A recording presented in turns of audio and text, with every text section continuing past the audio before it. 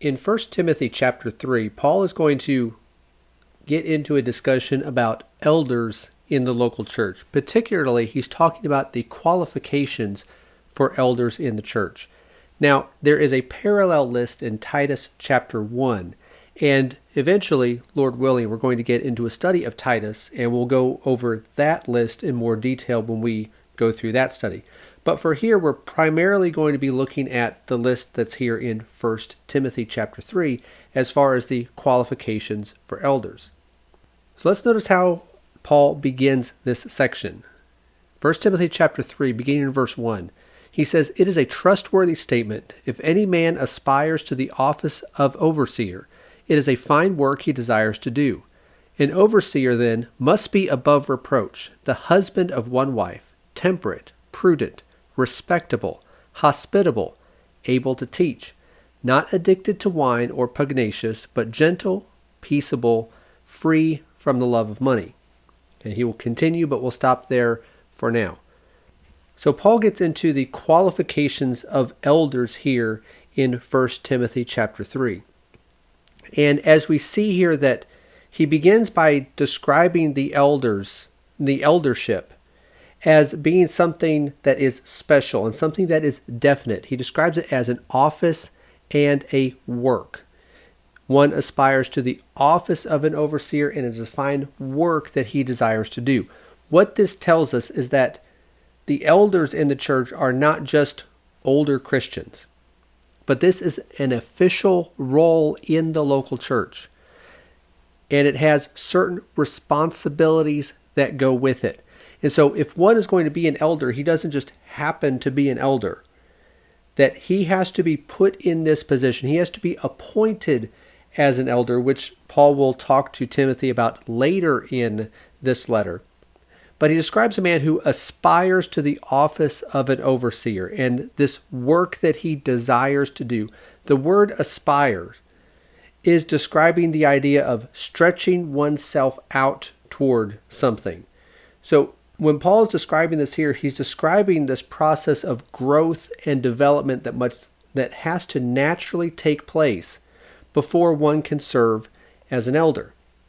So here is one who is going to be in this office in an official role and with a work that he is doing.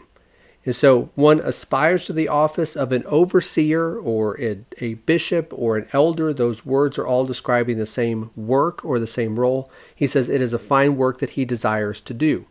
So he says that one who's going to serve as an elder has to be above reproach. The King James uses the word blameless. Now that does not mean he is sinless. It means he is blameless. That none of us are without sin, not even elders. But what this is describing here is the fact that he is going to be an example to the flock. He's going to be an example to the Christians there in that local church. Peter would talk about this in 1 Peter chapter 5 and verse 3, where he also talked about elders and said that they are not lording it over those allotted to their charge, but proving to be examples to the flock. So he is above reproach. He is what everyone is to aspire to be. And if everyone is working toward being, he is an example. So he is to be above reproach. And then he says he must be the husband of one wife. Now, when he talks about be in this verse, or uses that word in the Greek is in the present infinitive tense, which means that he is this and continues to be this. And so he has to be the husband of one wife and continue to be the husband of one wife in order to remain qualified as an elder. Just as these other qualifications, he has to continue in them. His wife is going to play an important role in this. And so he has to be the husband of one wife. And then he's going to get into the character here of one who would be able to serve as an elder. And as we are going to go through these characteristics, what we're going to see here are these character traits that Paul is going to describe as being qualifications for an elder.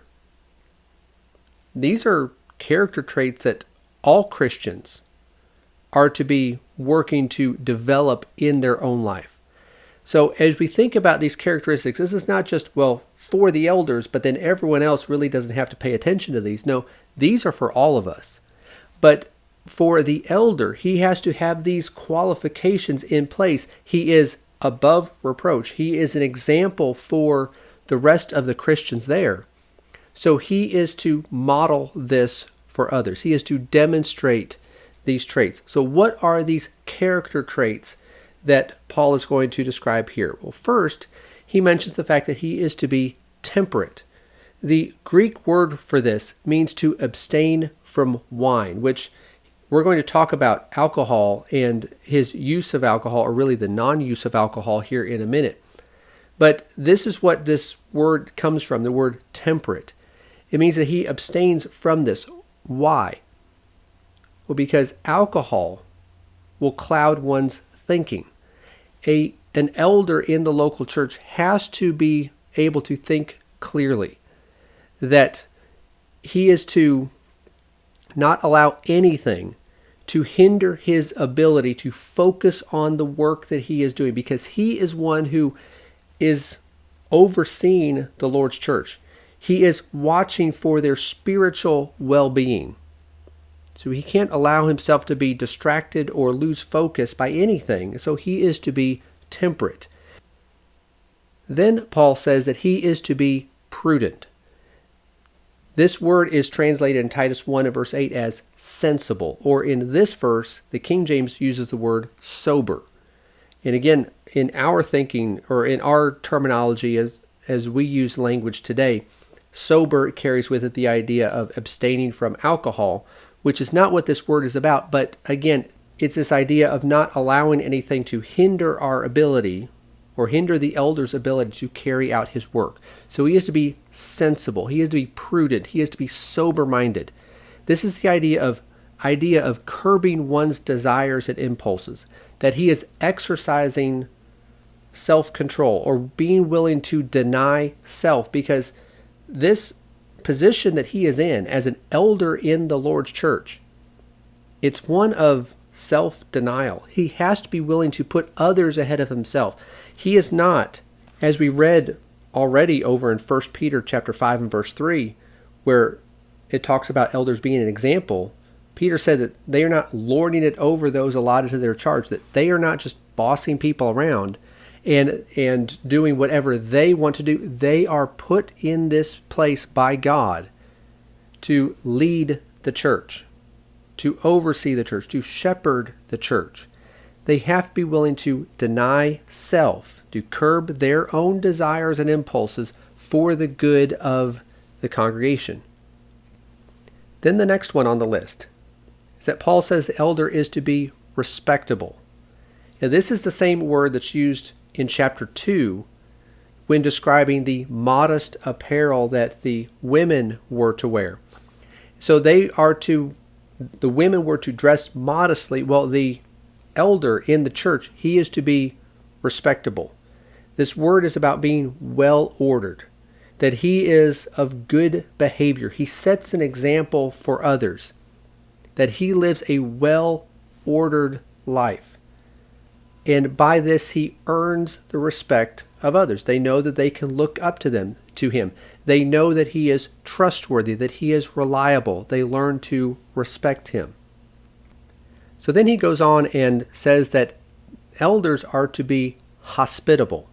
Now, when we think about this word hospitable or showing hospitality, we typically think of someone inviting us into their home and hosting get-togethers or parties or things like that.